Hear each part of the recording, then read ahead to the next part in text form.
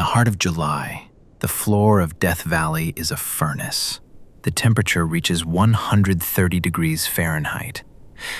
But it isn't just the heat that kills you. It's the silence. The air is so dry it pulls the moisture directly from your eyes. Out here, if your vehicle dies, you don't have days to be rescued. You have hours. This is an environment that does not forgive mistakes, and it does not offer second chances. In October 1996, a routine helicopter patrol flew over Anvil Canyon, one of the most remote, impassable, and lethal stretches of the park, a place where tourists simply do not go. Looking down, the ranger spotted something impossible, a dark green Plymouth minivan. It was miles away from any paved road, its tires blown out and buried deep in the sand. The windows were up, the doors were locked. But the German family of 4 who rented it had vanished into the furnace. Some traps are built with steel. Others are made of sand, heat, and absolute silence. Welcome to Web of Horrors. Tonight, we retrace the agonizing steps of the Death Valley Germans and the Fatal Cascade that erased a family from the earth. Our story begins on July 8, 1996. A 34-year-old German architect named Egbert Rimkus, his 27-year-old girlfriend Cornelia Meyer, and their 2 young sons, 11-year-old Georg and 4-year-old Max, arrive in Los Angeles. They are ready for the ultimate American road trip. At the rental counter, they make their first critical decision. They sign the paperwork and rent a dark green 1996 Plymouth Voyager minivan. It is a standard front-wheel drive family vehicle with low ground clearance.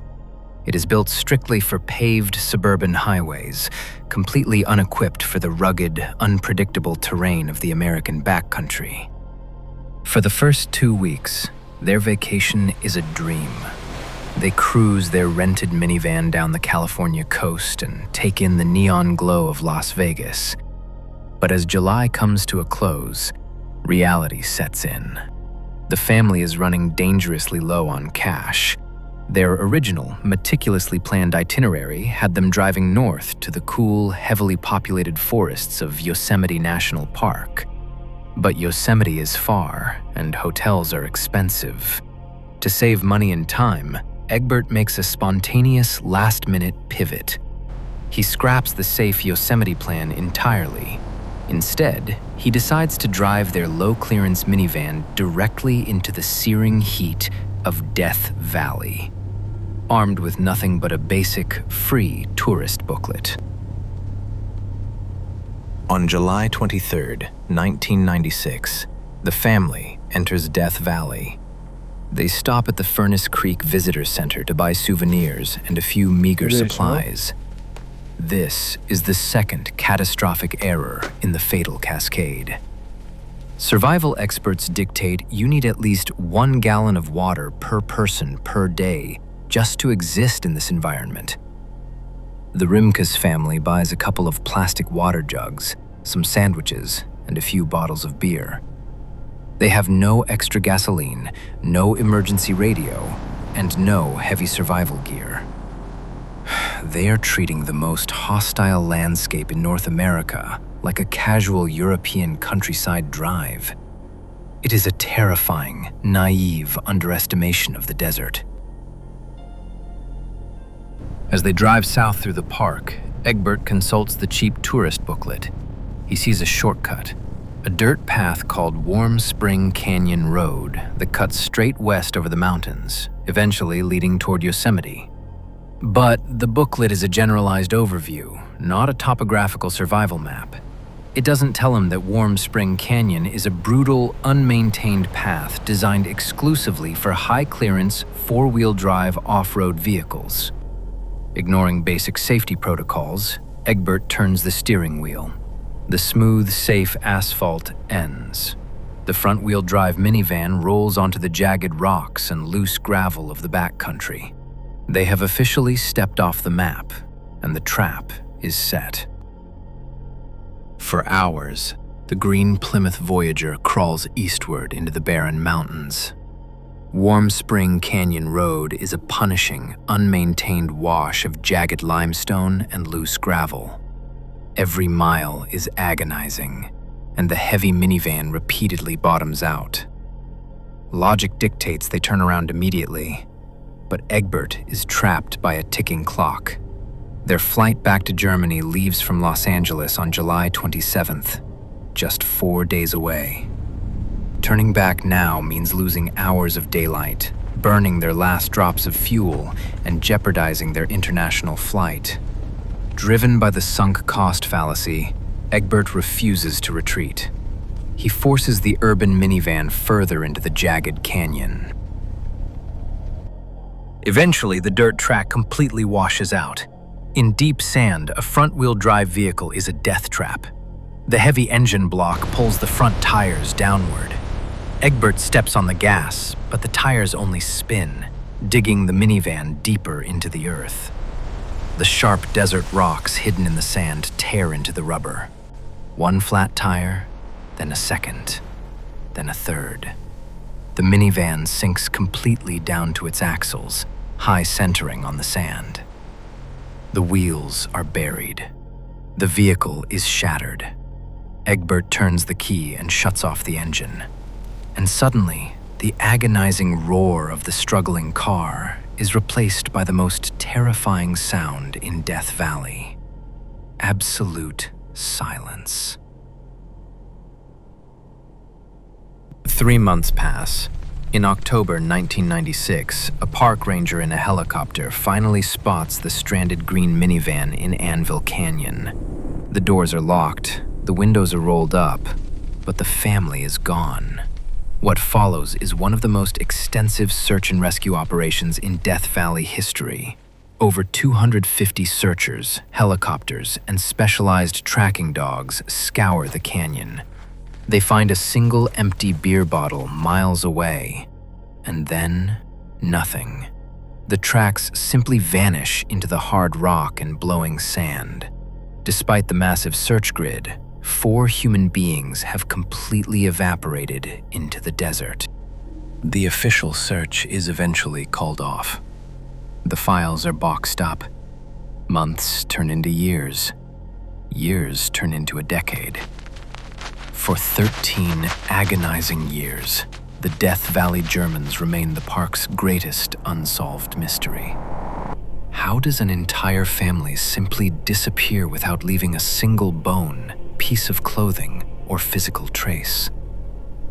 The answer would remain buried until 2009, when a search and rescue expert named Tom Mahood became dangerously obsessed with the case.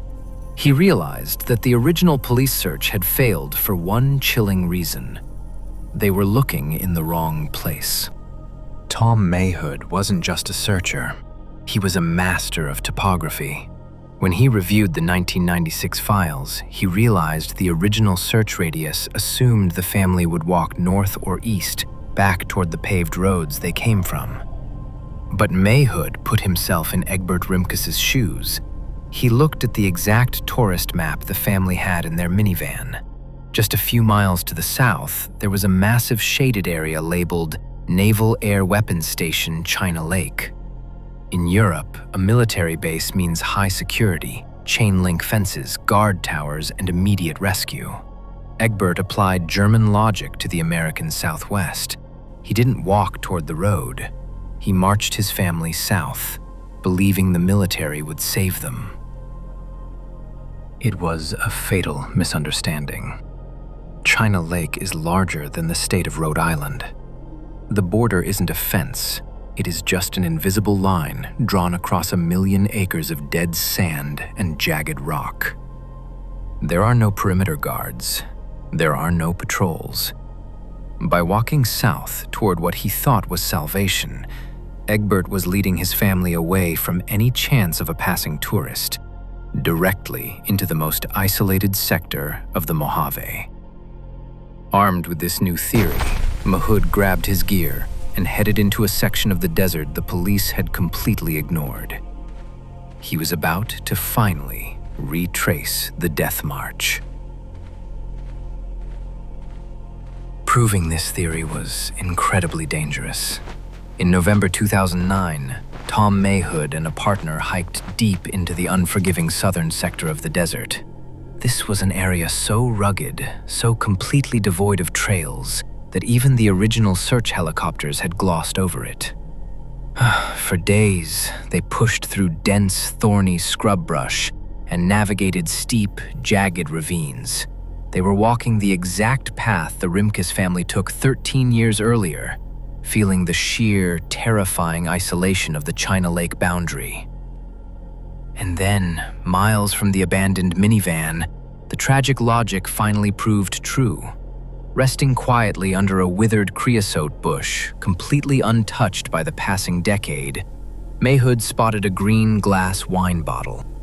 The bottle was a European brand. It had not been dropped by a passing American hiker. It was the first physical trace of the Death Valley Germans since 1996. Mahood expanded his search radius around the bush. The desert was finally giving up its secrets. Shortly after the bottle, they found a heavily weathered woman's shoe sitting upright in the dirt. Then, a second shoe nearby. The breadcrumb trail was real. The family had made it this far into the wasteland, but the state of the abandoned shoes told a horrifying story. They were no longer walking out of the desert. They were succumbing to it. Just a short distance from the shoes, tucked into a shallow, rocky drainage wash, the 13-year mystery came to an end. Mahood discovered the skeletal remains of Egbert Rimkus and Cornelia Meyer. They had crawled under a low rock ledge, desperately seeking a few inches of shade from the 120-degree sun. Nearby lay Egbert's faded wallet and a German identification card, and a short distance away, the tragic, undeniable evidence of the two young boys.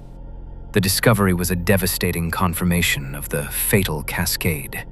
4 small, distinct choices destroyed a family. They rented the wrong vehicle for the terrain. They ignored the safety warnings to save time. They attempted to drive a suburban minivan through deep sand. And finally, they placed their faith in a map they did not understand. The Death Valley Germans were not murdered. They were not hunted by a predator. They simply made logical, human mistakes in an environment that allows exactly 0 margin for error. If you want to see what happens when the wilderness isn't just hostile, but actively hides a horrific crime, click the video on your screen to dive into the chilling case of the Yuba County 5. Until next time, respect the wild, stay safe, and stay out of the shadows.